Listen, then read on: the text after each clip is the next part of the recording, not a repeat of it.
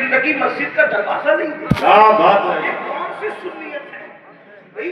آپ تو جانتے ہیں بھائی عقاب تو بہت اونچا اڑتا ہے، عقاب اونچا اڑتا ہے نا، لیکن اگر کوا اپنے آپ کو عقاب کہے تو وہ اونچا نہیں اڑ سکتا. عقاب عقاب ہے، عقاب کی کچھ صفت ہے. ویسے ہی سنیت صرف نام کا نام نہیں ہے. شہد کا نام زبان پہ جپنے سے زبان میٹھی نہیں ہوتی، لڈو لڈو کہنے سے منہ میٹھا نہیں ہوتا، دواؤں کو جیب میں رکھنے سے شفا نہیں ملتی جب تک کہ آپ اس کو پریکٹیکل نہ کریں. مجھے بتاؤ تو صحیح وہ کون سی سنیت ہے میرے بھائی کہ پوری پوری زندگی میں ہفتوں گزر جاتے ہیں، کبھی رسول اللہ کا نام بھی آپ کی زبان پہ نہیں آتا، کبھی کلمہ طیبہ بھی آپ کی زبان پہ نہیں آتا. یہ کون سی سنیت ہے؟ سنیت کی ایک تعریف ہے، سنیت کی ایک تعریف ہے، اس کا ایک تعارف ہے، اس کی ڈیفینیشن ہے، اس کا پریچے ہے. ارے سنیت کیا ہے؟ اللہ اکبر. گناہ میں ڈوبے ہوئے لوگوں تم کہتے ہو ہم سنی ہیں، یاد رکھنا گنہگاروں کو میں کافر نہیں کہتا، لیکن سنیت کا جامع تعارف یہ ہے. ارے گناہ تو اپنی جگہ، پاپ تو اپنی جگہ. امام کہتے ہیں انہیں جانا یہ سنیت ہے، انہیں جانا انہیں مانا، نہ رکھا غیر سے کام، نہ رکھا غیر سے کام. للہ الحمد میں دنیا سے مسلمان غیرت عشق رسول مجھے ہے، نہ رکھا غیر سے کام، کسی سے کام نہیں رکھا. اب مجھے بتاؤ کہ جو زنا سے کام رکھے، جو شراب سے کام رکھے، جو جوئے سے کام رکھے، جو حرام سے کام رکھے، بتائیے اپنے موبائل کے اندر کیا کیا دبا دبا کر اور چھپا کر کے رکھا ہے. سنی تو وہ ہے جو غیر سے کام نہیں رکھتا، کسی غیر سے کام نہیں رکھتا. بولے بہت بڑا علامہ ہے، تھانہ بھون میں رہتا ہے، تو کہا ہمیں کوئی کام نہیں، علامہ اپنے گھر کا ہوگا، یار کا نہیں تو ہمارا نہیں، ہم کیا جانے. اللہ اکبر. اندازہ فرمائے نہ رکھا غیر سے کام. عاشق تو غیر سے کام نہیں رکھتا، اور ہم لوگ استغفر اللہ کون سا وہ گناہ ہے جو ہماری زندگی میں نہیں. گاڑیاں مٹا کر گٹروں میں پھینکوا کر رسول اللہ کے دل کو اذیت پہنچاتے ہو. کون سی عاشق رسول ہو؟ یقیناً عاشقوں کے لیے جنت ہے، مگر کوئی عاشق بن تو جائے. اللہ اللہ. یہ صدیق اکبر ہے، صدیق اکبر رضی اللہ تعالیٰ کہتے ہیں ابو بکر سے پوچھا جائے گا کہ اللہ کو کیا جواب دوں گا، اور اس کے بعد یہ صدیق اکبر اور صدیق اکبر ایک جملہ کہا کرتے ہیں کاش میں ایک پرندہ ہوتا. یہ ان لوگوں کا خوف ہے قیامت کے لیے. کاش میں ایک پرندہ ہوتا، مجھے ذبح کر کے لوگ کھا جاتے اور پھول دیا بلا دیا جاتا، میں پھولا بسنا ہو جاتا تاکہ قیامت کے دن اللہ کی بارگاہ میں جواب دینے سے بچ جاتا. یہ صدیق اکبر آخرت کو سوچ رہے ہیں، اور فاروق اعظم ایک دن کا اٹھا کر کہتے ہیں کاش میں ایک دن کا ہوتا اور میں پیدا نہ کیا جاتا انسان کی شکل میں تاکہ میں قیامت کے جواب دینے سے بچ جاتا. ایک مقام پر کہتے ہیں کاش کہ میں درخت ہوتا اور میں کاٹ دیا جاتا اور لوگ مجھے جلا کر میرا قصہ ختم کر دیتے تاکہ اللہ کی بارگاہ میں جواب دینے سے بچ جاتا. بھائیو اللہ کی بارگاہ میں جواب دینا کوئی آسان سی چیز تو نہیں ہے، کوئی آسان سی بات نہیں. ایک بات میں آپ کو بتاؤں، ایک حدیث رکھتا ہوں، حالانکہ ٹائم کی قلت ہے لیکن مختصر میں رکھتا ہوں. آپ کو احساس ہوگا اللہ کی بارگاہ میں جواب دینے کے تصور سے صحابہ اور اولیاء نہیں صرف انبیاء بھی لرزہ پڑے گا. ذرا دھیان سے سننا بہنوں کے اگر یہاں یہ لیڈیز مدرسہ ہے، عورتوں کا مدرسہ، بچیوں کا مدرسہ ہے اور خواتین بھی ہوں گی، ان کی بھی توجہ چاہتا ہوں. عورتیں بہت بے باک ہیں آج کل، یہاں کی نہیں ہے لیکن دنیا میں ایسا ہو رہا ہے کہ پردے کی کوئی پابندی نہیں، مردوں کے ساتھ فون پر لمبی لمبی گفتگو، پتلے پتلے لباس ہیں. اس دور کے لیے رسول اللہ نے فرمایا کہ میں نے ابھی تک ایسی عورتیں تو نہیں دیکھا اپنے دور میں، لیکن جہنم میں میں نے ایسی عورتوں کو دیکھا کہ جو کپڑا پہن کر بھی ننگی تھی اور ان کو ننگا جہنم کے اندر لٹکایا گیا. صحابہ کرام نے پوچھا حضور یہ کپڑا پہن کے کوئی ننگا کیسے رہ سکتا ہے؟ تو حضور علیہ السلام فرماتے انہوں نے اتنے پتلے اور باریک لباس پہنے کے دنیا میں کہ لباس کے بعد بھی لباس کا مقصد حل نہیں ہے. جو بچیاں عالمہ بن رہی ہیں میں ان سے گزارش کرتا ہوں اگر علم کے بعد عمل نہیں ہے تو بغیر پھل کے درختوں کی طرح ہے.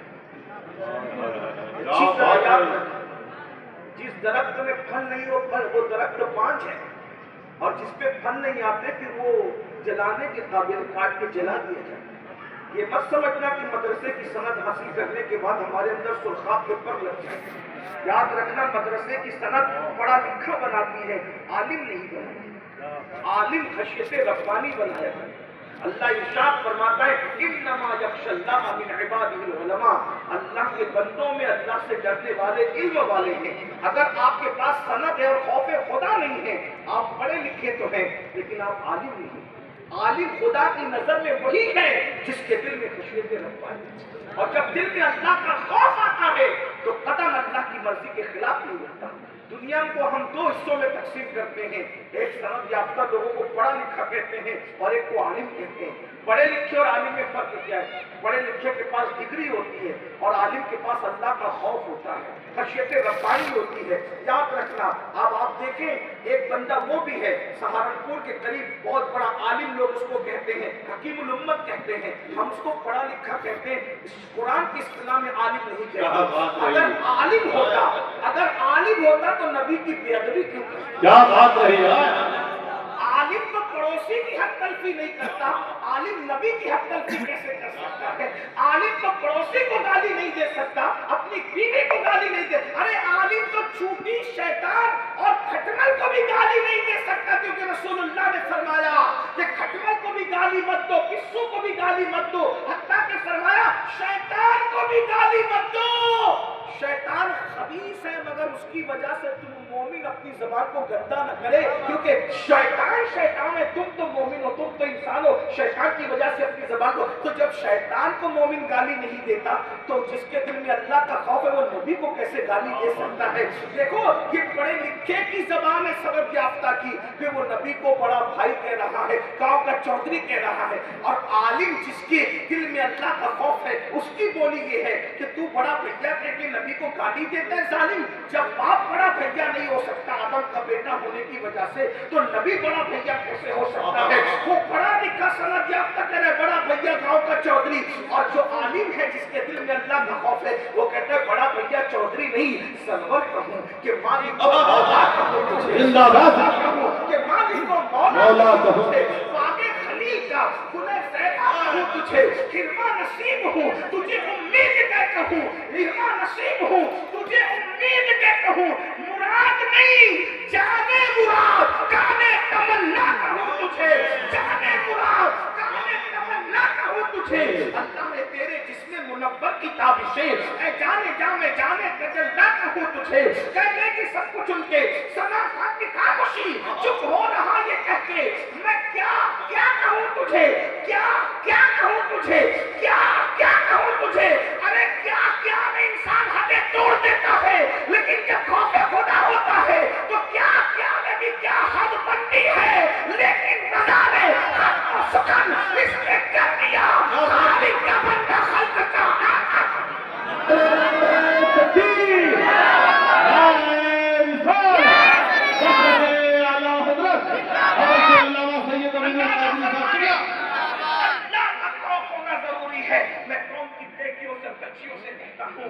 کہ اپنے دل میں اللہ کا خوف اور خشیت ایسے پیدا کرو کہ لوگ یہ کہیں کہ اپنی بہو بنانا ہے تو کسی عالمہ کو بنائیں گے، کیونکہ یہ ساس کی حق تلفی نہیں کرتی، یہ دیورانیوں کی حق تلفی نہیں کرتی، یہ جٹھانیوں کی حق تلفی نہیں کرتی، یہ بچوں کے حقوق ادا کرتی ہے، بچوں کو کی اچھی تربیت کرتی ہے۔ میری بہنوں میں آپ سے توجہ چاہتا ہوں، یاد رکھنا اللہ کا خوف ضروری ہے، خدا کی خشیت ضروری ہے، بات روٹ نہ نکل جائے۔ میں اپنے عنوان کی طرف آ جاتا ہوں، میرے آقا صلی اللہ علیہ وآلہ وسلم کے پیارے دیوانوں، دیکھو اللہ کو جواب دینے کا تصور کیا ہے۔ آپ بہت اچھے سے سن رہے ہیں، اس لیے میں حوصلہ کر رہا ہوں بولنے کا، دھیان سے سننا، بہنوں کی بھی توجہ۔ آج کل لوگ کہتے ہیں بچیاں مرتد ہو رہی ہے غربت کی وجہ سے، بھوک کی وجہ سے، جلدی شادی ہونے نہ ہونے کی وجہ سے۔ میں کہتا ہوں یہ سب چیزیں نہیں ہیں، تربیت کا فقدان ہے، علم کا فقدان ہے، اس لیے ایسا ہو رہا ہے، ورنہ آج جتنی غربت ہے اس سے زیادہ غربت پہلے تھی۔ اور میں کس کی غربت کا ذکر کروں، سب کو چھوڑو، کائنات کا سب سے مالدار، سب سے بڑا انسان دولت کے اعتبار سے جو ہے وہ ہمارے عقیدے میں اللہ کے رسول علیہ السلام کی ذات ہے۔ ان سے پہلے نے اتنا مالدار کوئی ہوا نہ ان کے بعد اب قیامت تک کوئی ہو سکتا ہے. اس کی دلیل میرے امام نے اتنے خوبصورت انداز میں ہے. کیونکہ غوث و خواجہ و رضا آپ نے کانفرنس رکھی ہے تو میں چونکہ اب میرا عنوان ہے اصلاح معاشرہ ہی، میں چاہتا ہوں کہ اپنی قوم کو کچھ بات لے کر کے اپنی بھی اصلاح کروں اور ساتھ جو ٹاپک آپ نے دیا اس کو بھی ساتھ ساتھ لے لوں. امام کہتے ہیں نبی کتنے مالدار ہے، کہتے ہیں کریم ایسا ملا کہ جس کے نبی کتنے مالدار ہیں، کریم ایسا ملا کہ جس کے کھلے ہیں ہاتھ اور بھرے خزانے بھرے ہوئے ہوں گے. کریم ایسا ملا کہ جس کے کھلے ہیں ہاتھ اور بھرے خزانے. بتاؤ اے مفلسوں کے پھر کیوں تمہارا دل اضطراب ہے. اور ایک مقام پر فرماتے ہیں مالک کونین ہے. توجہ ہے آپ کی موبائل والے بھائیو، آپ کی توجہ ہے. بیان ریکارڈ ہو رہا ہے، آپ کو بعد میں مل جائے گا. آپ جب ریکارڈ کرتے ہیں تو پوری توجہ ریکارڈنگ کی طرف ہوتی ہے، تصویر کی طرف نہیں ہوتی.